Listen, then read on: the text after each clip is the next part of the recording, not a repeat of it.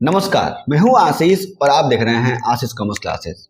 मेरे प्रिय साथी, हम लोग अपने वीडियोस में बात कर रहे हैं इनकम टैक्स एक्ट की और इसमें हम लोग चर्चा में हैं सकल कुल आय में से कटौतियां क्या होती हैं। इसके लिए हमारे आज का टॉपिक है धारा 80 TTA की कटौतियां क्या होती हैं, यानी डिडक्शन फ्रॉम सेक्शन 80 TTA।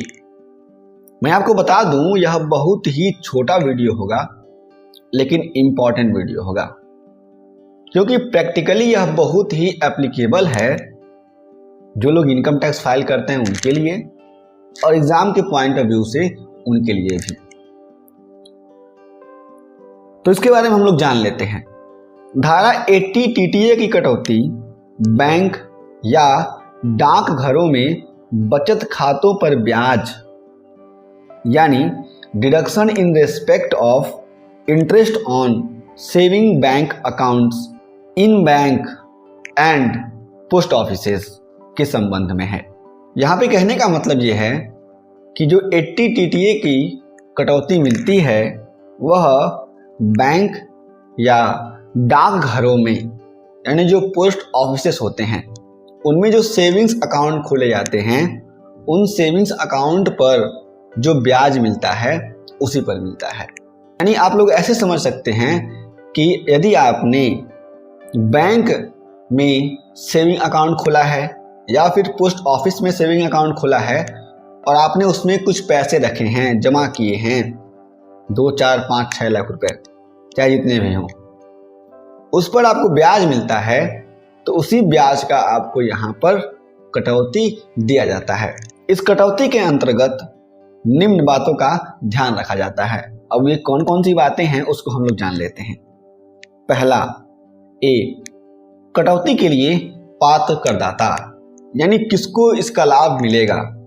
यह कटौती एक व्यक्ति यानी इंडिविजुअल्स, वरिष्ठ नागरिक को छोड़ करके, यानी जो सीनियर सिटीजन है उनको इसमें इंक्लूड नहीं करेंगे, या हिंदू अविभाजित परिवार यानी HUF को दी जाती है। ये बातें कही जा रही हैं और समझाई जा रही हैं। यानी आपको समझना ये है कि जो भी इंडिविजुअल है, कोई भी व्यक्ति है और HUF है यानी हिंदू अविभाजित परिवार है, उसको इसकी कटौती मिलेगी। और इसमें ध्यान रखना ये है कि जो भी इंडिविजुअल्स है उसमें जो भी वरिष्ठ नागरिक होते हैं उनको यह लाभ नहीं मिलेगा, क्योंकि उनके लिए अलग से सेक्शन बताया गया। उसकी चर्चा हम लोग अगले वीडियो में करेंगे।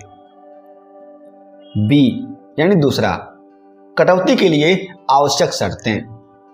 अब जो कटौती की जाती है, जो कटौती मिलती है इंडिविजुअल्स को, उसके लिए आवश्यक शर्तें कौन कौन से होती हैं उसको जानिए। पहला, यह कटौती केवल बचत खातों पर प्राप्त होने वाली ब्याज के लिए प्रदान किया जाता है। यानी समझना आपको यह है कि केवल और केवल बचत खातों पर जो ब्याज मिलता है उसी पर इस कटौती का लाभ मिलता है। और जो भी FD अकाउंट होते हैं, रिकरिंग अकाउंट होते हैं या फिर करंट अकाउंट होते हैं, उन सारे अकाउंट्स पर इसका बेनिफिट नहीं मिलेगा सेक्शन 80 TTA का। और जब इनकम टैक्स फाइल किया जाता है तो उस समय इसका बेनिफिट ले लिया जाता है हर साल।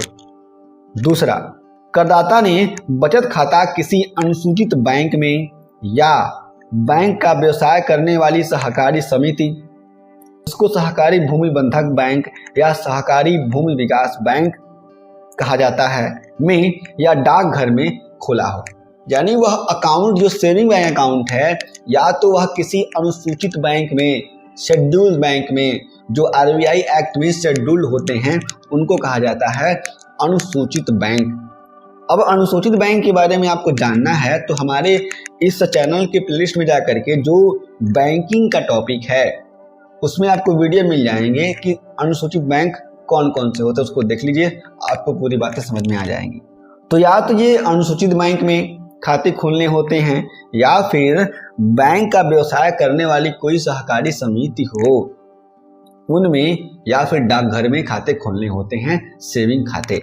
अब हम बात करते हैं तीसरे की, यानी कटौती की मात्रा। निम्नलिखित दोनों में से कम। इसमें पहला है बैंक व डाकघर के सभी बचत खातों से प्राप्त ब्याज का योग, यानी ऐसा कोई व्यक्ति है जिसका डाकघर यानी पोस्ट ऑफिस में भी खाता है और उसने बैंक में भी खाता खुलवाया हुआ है, सेविंग अकाउंट, तो दोनों से उसको जितना ब्याज मिलेगा सबको जोड़ देंगे। पहला ये हो जाएगा और दूसरा अधिकतम 10,000, या फिर उन सारे खातों का योग और ये 10,000 दोनों में से जो कम होगा उसको यहाँ पे इंक्लूड कर लिया जाएगा। एग्जाम्पल में आप समझिए कि सभी खातों का योग 5,000 रुपये है और यहाँ पर अधिकतम कहा गया है 10,000 रुपये, तो आपको केवल 5,000 रुपये का यहाँ पर कटौती दिया जाएगा। नोट: इस धारा के अंतर्गत वरिष्ठ नागरिकों को शामिल नहीं किया जाता है। यहाँ पे समझने वाली बात है कि जो सेक्शन 80 TTE है इसमें वरिष्ठ नागरिक नहीं आते हैं, इस बात का हमेशा ख्याल रखना है क्योंकि एग्जाम्स में ये बातें भूल जाती हैं। मेरे प्रिय साथियों, यदि आपके पास अन्य कोई भी प्रश्न है इनकम टैक्स के या फिर कॉमर्स से रिलेटेड किसी भी सब्जेक्ट के, तो हमें आप नीचे कमेंट करके बताएं या फिर आप हमारे फेसबुक इंस्टाग्राम पे भी बता सकते हैं या फिर हमें ईमेल भी कर सकते हैं। हमारे टेलीग्राम चैनल पे भी जाकर के आप अपने प्रश्न को भेज सकते हैं, हम उनका उत्तर जरूर देंगे। हम फिर से मिलेंगे एक नए वीडियो के साथ, तब तक के लिए जय हिंद।